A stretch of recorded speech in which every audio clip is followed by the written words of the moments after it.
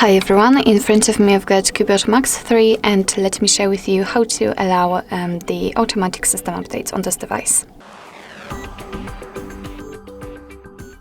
So first of all we have to enter the settings, and now let's scroll down to the very bottom to find the system.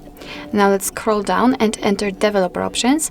If you cannot find the developer options in your device, no worries, just check our tutorial of how to enable them, and then let's go back to this video.